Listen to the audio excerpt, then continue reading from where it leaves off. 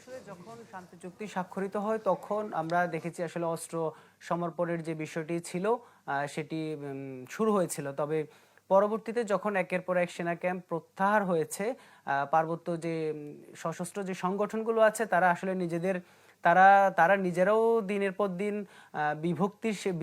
বিভক্ত হয়েছে। পাশাপাশি নিজেদের আধিপত্য বিস্তারের জন্য, অর্থাৎ এই যে তাদের মধ্যে যে বিভক্তি এসেছে, একটি গ্রুপ আরেকটি গ্রুপের থেকে আধিপত্য বিস্তারের জন্যই মূলত তারা আসলে দিনের পর দিন তারা অস্ত্রের যে সরবরাহ সেটি আসলে বাড়িয়েছে। পাশাপাশি চাঁদাবাজি, এই যাবতীয়, অর্থাৎ এক কথা বলতে গেলে আধিপত্য বিস্তারের জন্য যা যা করা দরকার সেগুলো করতে গিয়ে কিন্তু তারা অস্ত্রের সরবরাহ বাড়িয়েছে। এবং এর মধ্যে তারা অপহরণ, খুন সবকিছুই, আমি যদি আসলে 2009 থেকে 2024 এই পরিসংখ্যান যতটুকু আমরা দেখছি যে আসলে 1253 জনকে তারা শুধুমাত্র অপহরণ করেছে এই যে সশস্ত্র সংগঠনগুলো। পাশাপাশি হত্যা করেছে 526 জন। এর মধ্যে পাহাড়ি রয়েছে, বাঙালি রয়েছে, তাদের নিজেদের সদস্য রয়েছে। এই যে এই সবকিছুর মূলে কিন্তু আসলে চাঁদাবাজি এবং অস্ত্র দিয়ে হত্যা, অর্থাৎ চাঁদার জন্যই মূলত ওই যে হত্যাকাণ্ডগুলো ঘটে। পাশাপাশি আমরা আসলে যখন পাহাড়ে এই সমস্ত আসলে যখন প্রতিবেদন তৈরি করতে যাওয়া হয়, তখন কিন্তু নিরীহ যেসব পাহাড়িরা আছে তারা কিন্তু আসলে এদের ভয়ে মুখ খুলতে পর্যন্ত আসলে সাহস পান না।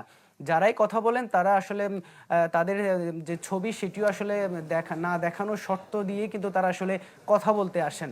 তো এই যে একটি ভীতিকর পরিস্থিতি সেটি তৈরি, দিনের পর দিন কিন্তু সেটির মাত্রা বাড়ছে। এর মধ্যে যখন সেনা ক্যাম্পগুলো প্রত্যাহার হচ্ছে, মানুষের মাঝে যে উদ্বেগ আতঙ্ক সেটি কিন্তু আসলে কমছে তো না, উল্টো আরো দিনকে দিন বাড়ছে।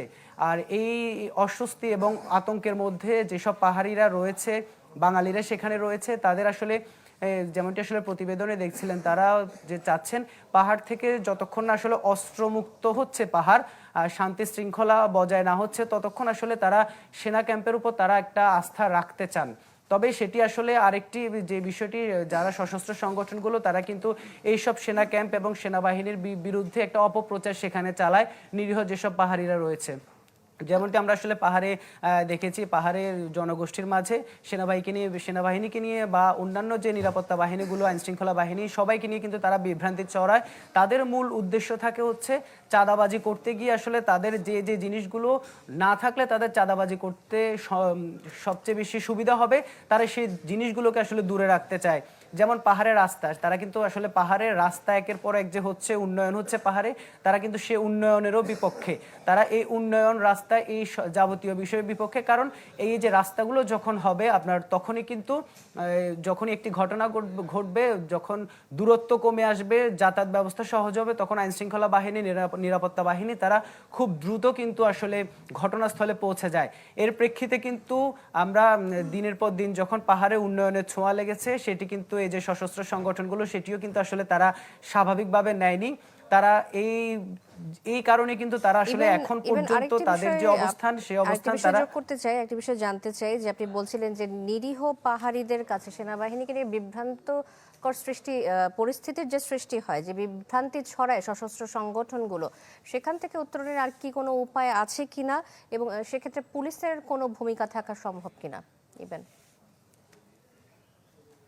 আসলে বিশেষজ্ঞরা যেটি বলছেন, যারা পাহাড় নিয়ে গবেষণা করেন এবং পাহাড়ের নিরাপত্তা নিয়ে, রাষ্ট্রের নিরাপত্তা নিয়ে যারা গবেষণা করেন, তারা যেটি বলছেন, এখানে রাজনৈতিক আসলে সংশ্লিষ্টতা লাগবে। কারণ সেখানে যতক্ষণ না পর্যন্ত আপনি রাজনৈতিকভাবে বিষয়গুলোকে মোকাবেলা না করতে পারছেন, ততক্ষণ পর্যন্ত কিন্তু এগুলো আপনি না পারছেন আইন শৃঙ্খলা বাহিনী দিয়ে, যেহেতু দুর্গম এলাকা, পাহাড়ি এলাকা, সেখানে আপনি এই যে অপরাধীদের দমন করাও যেভাবে সম্ভব হচ্ছে না সেভাবে, যার কারণে একটি রাজনৈতিক সংশ্লিষ্টতা এনে জনসচেতনতা বাড়িয়ে এসব অপরাধীদের আসলে নির্মূল করতে হবে। আরেকটি বিষয়, এখানে আরো একটি বিষয় বলতে চাই, সেটি হচ্ছে যেসব পাহাড়িরা আসলে এসব সশস্ত্র সংগঠনের সদস্যদের সাথে যায় না, অর্থাৎ কাজ করতে অনিচ্ছুক, যারা স্বাভাবিক জীবনে ফিরে আসতে চায়, তাদেরকেও কিন্তু আসলে বাধার মুখে পড়তে হয়। আমরা এমনও আসলে কথা বলেছি, তারা যিনি বলছেন যে আমি স্বাভাবিক জীবনে ফিরে যেতে চেয়েছি, পরবর্তীতে আমার মাথার দাম দেওয়া হয়েছে 10 লাখ টাকা, অর্থাৎ তার মাথার মূল্য নির্ধারণ করে দেওয়া হয়েছে 10 লাখ টাকা, তার মাথা যদি কেউ নিয়ে এনে দিতে পারে সেক্ষেত্রে তাকে 10 লাখ টাকা পুরস্কার দেওয়া হবে। অর্থাৎ তাদেরকে স্বাভাবিক জীবনে ফিরতে দেওয়ার যে বিষয়টি সেখানেও কিন্তু আসলে বাধাগ্রস্ত করা হচ্ছে। কেন? শুধুমাত্র তাদের চাঁদাবাজি, শত শত কোটি টাকার বাৎসরিক যে চাঁদাবাজি সেটি বন্ধ হয়ে যাবে, তাদের আধিপত্য বিস্তার বন্ধ হয়ে যাবে। পাশাপাশি যেহেতু সীমান্ত এলাকায় সেখানে অন্য দেশে যেমন ভারত মিয়ানমারের যে বিচ্ছিন্নতাবাদী সংগঠনগুলো রয়েছে তাদের সাথে একটি যোগাযোগ, এই সব কিছু মিলে আসলে অশান্ত পাহাড়কে শান্ত করতে একটি সুদূর প্রসারী পরিকল্পনা, সমন্বিত পরিকল্পনার কথা বলছেন মানে বিশেষজ্ঞরা, যেটি আমরা কথা বলার পরে যেটি তারা জানিয়েছেন। ইবেন, ধন্যবাদ আপনাকে। ইবেন মীর চট্টগ্রাম থেকে যুক্ত হয়েছিলেন আমাদের সাথে।